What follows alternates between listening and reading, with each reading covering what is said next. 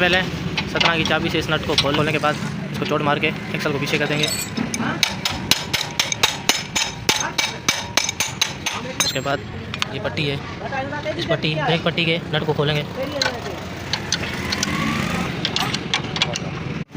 नट हमने खोल लिया है। उसके बाद एक्सल का हमने नट खोल दिया था, अभी एक्सल को निकालेंगे।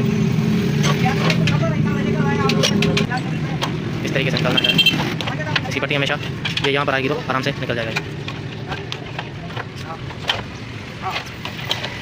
इस तरीके से हमने व्हील निकाली है। सबसे पहले इसकी निकालेंगे हवा, इसमें थोड़ा सा पंचर है।